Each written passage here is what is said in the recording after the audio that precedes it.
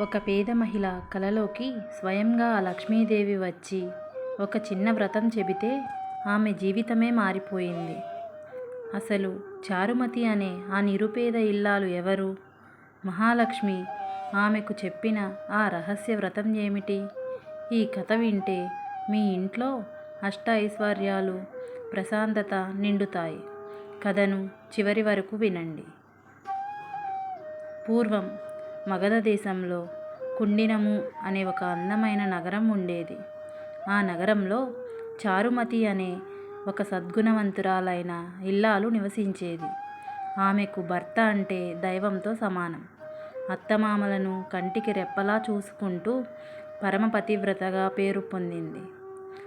నిష్కల్మషమైన భక్తికి, ఉత్తమ గుణాలకు సంతోషించిన లక్ష్మీదేవి ఆమెకు ఎలాగైనా తగిన ఫలం ఇవ్వాలనుకుంది. ఒకనాడు చారుమతి నిద్రిస్తుండగా మహాలక్ష్మి ఆమె కలలో ప్రత్యక్షమైంది. దివ్య మంగళ స్వరూపంతో సాక్షాత్కరించింది. చారుమతి, నీ ఉత్తమ ప్రవర్తనకు, భక్తికి నేను ప్రసన్నురాలునయ్యాను.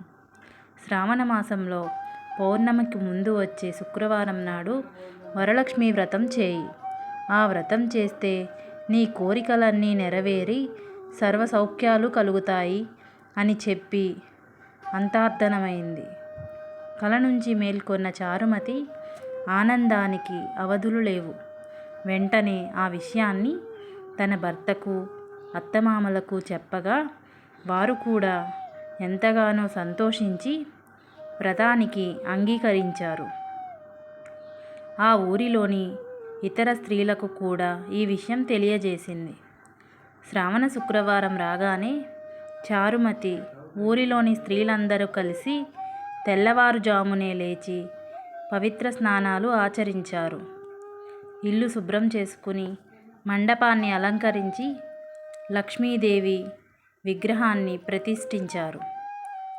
భక్తి శ్రద్ధలతో అమ్మవారిని ఆవాహన చేసి షోడశోపచార పూజలు నిర్వహించారు.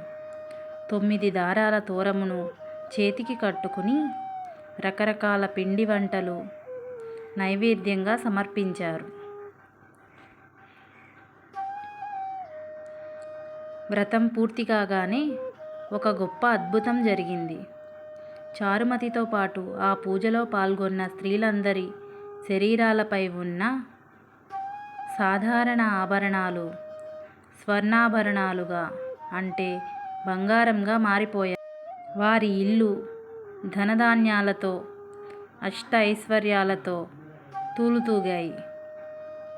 ఆనాటి నుండి ఆ ఊరి ప్రజలందరూ ప్రతి సంవత్సరం క్రమం తప్పకుండా వరలక్ష్మి వ్రతాన్ని ఆచరించి సకల సంపదలు పొందారు. చూశారు కదా, చారుమతిలాగా నిష్కల్మషమైన భక్తి, నమ్మకం ఉంటే ఆ లక్ష్మీదేవి అనుగ్రహం మనపై ఎప్పుడూ ఉంటుంది. ఈ పవిత్రమైన కథ మీ మనసుకు ప్రశాంతతను ఇచ్చిందని భావిస్తే కామెంట్స్లో ఓం శ్రీ మహాలక్ష్మీ నమః అని టైప్ చేయండి. మీ కుటుంబ సభ్యులకు, స్నేహితులకు ఈ వీడియోని షేర్ చేసి అమ్మవారి ఆశీస్సులు పొందండి. మరిన్ని భక్తి సమాచారం కోసం ఛానల్ని సబ్స్క్రైబ్ చేసుకోండి. జై శ్రీ మహాలక్ష్మి.